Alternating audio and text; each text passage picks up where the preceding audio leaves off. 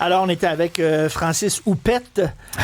Houppette Gosselin. Houppette Gosselin. Regarde ça, on a une petite photo qui était C'est toi, trafiquée par l'intelligence artificielle. Merci. À qui est l'auteur? C'est très bon. C'est Olivier Guillet qui a fait ça. Ceux qui nous écoutent à la télévision, ou en tout cas, ceux qui nous écoutent à la radio, vous ne pouvez pas le voir, bien sûr, c'est Francis Gosselin en Tintin. Avec Milou, avec la fusée. C'est très réussi, honnêtement. J'avoue, les lunettes. Je t'as comme un dégradé dans la houppette. Je t'avoue que je me ferais pas nécessairement teindre en blond le bout de la houppette. Là.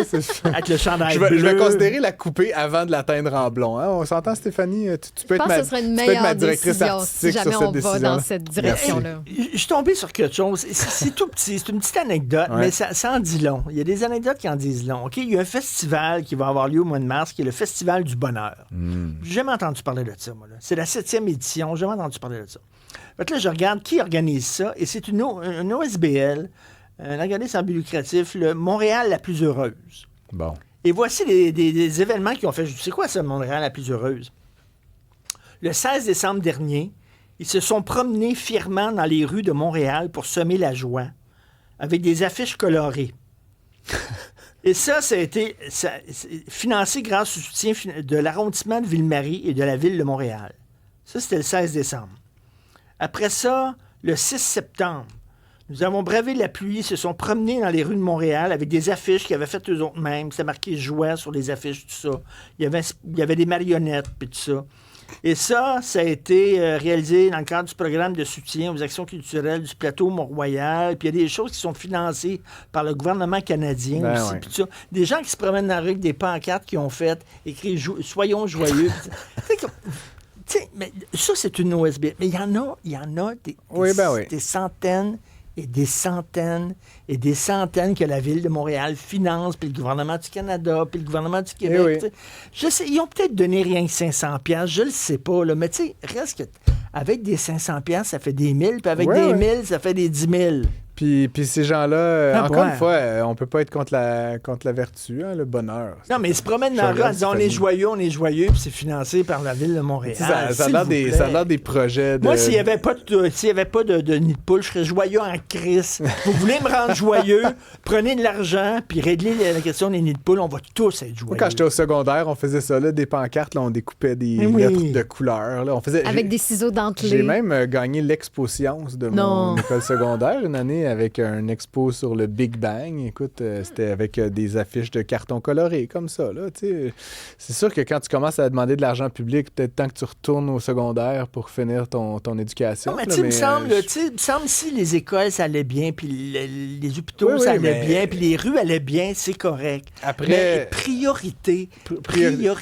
L'enjeu que je vois, puis honnêtement, je les connais pas, ces gens-là, puis tant mieux s'ils sont heureux, puis ils souhaitent répandre le bonheur. Deux choses. Bon, premièrement, ils quémandent de l'argent public, puis là, tu regardais un peu la liste de leurs actions structurantes, là, qui sont évidemment des anecdotes complètement insignifiantes, puis là, c'est qu'en fait, ils vont collecter des 500 puis des 1000, puis à la fin, je sais pas, peut-être qu'ils font 5000 ou 10 000, ou je sais pas quel montant ils récoltent à la fin de l'année.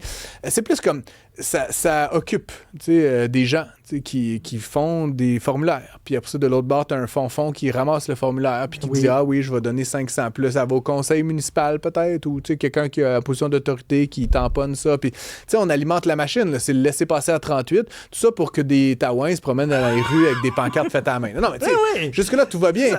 Mais tu comprends que ça, puis ça, puis ça, puis ça, puis comme fois 1000, genre. Puis c'est drôle parce que je lisais plutôt aujourd'hui Raphaël Provost, qu'on invite souvent ensemble pour le respect de la diversité. J'aime bien Raphaël. Puis qui fait, tu sais, là, apparemment, il y a une initiative là, ces temps-ci, j'ai pas trop tout compris, mais tu sais, qui se plaint que le secteur communautaire manque d'argent. Bon, déjà, breaking news, là, tu sais, je veux dire, c'est pas, il manque toujours d'argent, puis qu'on leur en donnerait 2 fois plus, il en manquerait encore, mais c'est plus que là, je vois ça, puis je suis comme, il y a des vrais besoins, tu sais, il y a des itinérants, il y a des gens qui se font tabasser parce qu'ils sont homosexuels, il y a des vrais problèmes, puis là, tu sais, t'as des fonds qui se promènent avec des petites pancartes, hein, c'est le bonheur, tu sais. Mais comme, puis c'est pas le 500$, c'est comme, puis ces gens-là, ils ont probablement un comptable, tu sais, parce qu'à un moment donné, quand tu as une OBNL, si c'est vraiment une OBNL enregistrée, puis ils ont des subventions de la ville, forcément, sont enregistrées, ben là, tu payes un comptable, un 2000$, puis tu crées comme...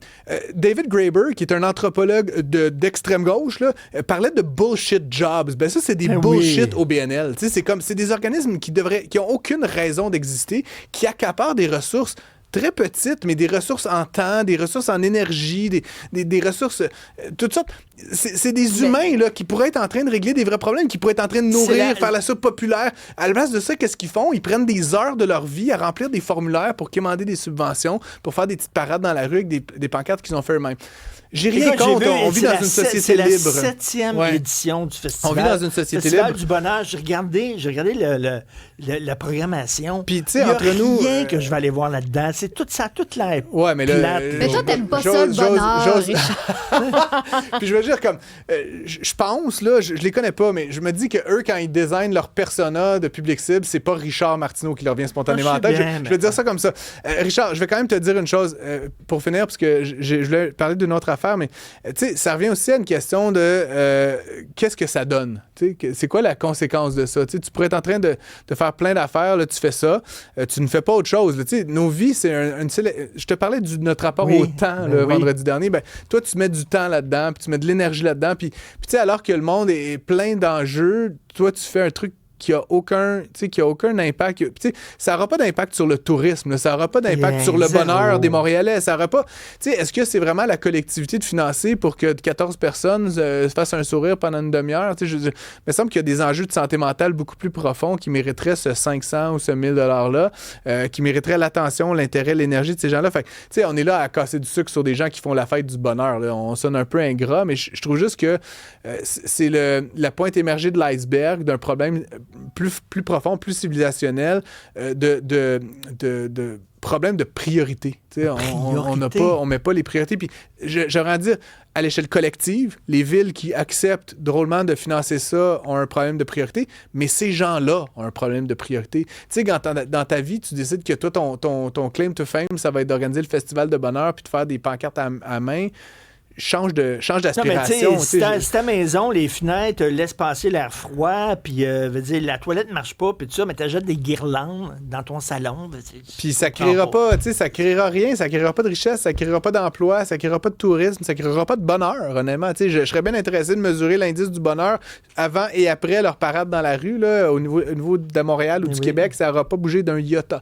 Bref, on est là, méchants à casser du sucre sur ces pauvres gens, mais j'ose croire, puis c'est là où parfois j'entends des élus là, notamment qui disent on va trouver les coupables, mais les coupables c'est 1 million de petits coupables, c'est 1 million de ça, c'est pas...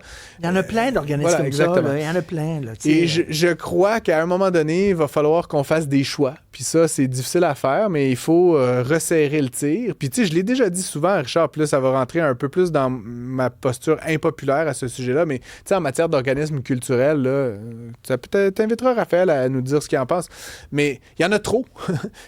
Combien il y en a d'organismes qui font exactement la même chose? Je ne suis pas nécessairement concerné par ça, mais le nombre d'organismes qui luttent contre ou pour encadrer ou pour faire de la recherche sur les transgenres, les LGBTQ, les droits des gays, l'inclusion, le respect, la diversité, il y en a comme 68. Puis ils ont tout un CA, puis un DG, puis un budget, puis un comptable, puis des demandes de formulaires, puis c'est la même chose en itinérance. Prends n'importe quel enjeu social, on a fragmenté ça en une myriade de petits organismes qui ont chacun leur petit carré de rue à gérer. Puis malheureusement, ça fait que l'argent est très, très mal alloué. À un moment donné, j'avais fait la liste pour le Journal de Montréal, pour ma chronique, de certains organismes. L'Association des travailleurs grecs, l'Association des femmes de ménage latino, l'association... Ouais, mais je vais nuancer ça parce que si les femmes latino, elles ont envie de se mettre ensemble puis de mettre leur argent à elles ensemble pour se faire une association des femmes de ménage latino, qu'elles fassent... Non, mais je serais curieux de savoir... Don't get me wrong, la liberté d'association, tout ça, mais c'est la seconde où tu commences à quémander de l'argent public pour faire ça, j'ai un vague problème, parce qu'ultimement, je crois qu'on devrait quand même mesurer les conséquences de cet investissement-là public, donc notre argent collectif, à la lumière des impacts, puis j'ai la conviction que dans énormément de ces secteurs, puis je suis pas là en train de faire la promotion de l'hyper-centralisation, mais on va se le dire, Richard, combien il y en a d'organismes qui font la lutte à l'itinérance, puis au logement, puis les frappes-rues, puis recalques, puis nanana. nanana. Je veux dire, franchement, si vous voulez régler la question du logement, là, abolissez tout ce monde-là, nommez 2-3 personnes en charge, donnez-leur les moyens de le faire, ils vont les régler, les problèmes. Y a quelques... J'ai déjà même écrit un article là-dessus. Là, tu m'enrages, Richard. Pauvreté Inc.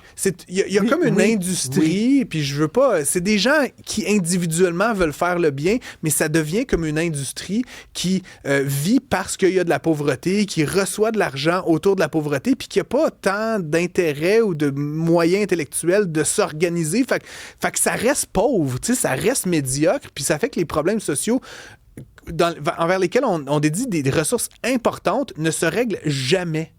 Et je veux pas dire que la solution, c'est le méchant capitalisme. À un moment donné, faire de la pauvreté pour faire de la pauvreté, puis donner de l'argent à une myriade d'organismes qui s'industrialisent autour de ces enjeux-là, je pense pas que c'est la bonne voie à suivre. Puis la preuve, c'est que ça fait quand même 20-30 ans qu'on lutte contre ces problèmes-là, puis ça bouge dans l'autre direction que l'objectif. Fait que, je sais pas, c'est pas Einstein qui disait faire la même chose tout le temps, puis s'attendre à un résultat différent, c'est la folie. Là. Ben voilà, nous sommes fous. Et ces gens-là, la fête du bonheur, plus que tous les autres. Là, mais en fait, franchement, voilà. C'est quand le bonheur, comme chantait l'autre. Ben écoute, ton sujet, garde-le pour demain. J'avais un autre sujet, j'avais une chronique de prête, moi, pour aujourd'hui. L'air de rien, mesdames et messieurs. On se la garde pour demain. Hein? Oui, je vais manger ma main en attendant. Salut, Francis.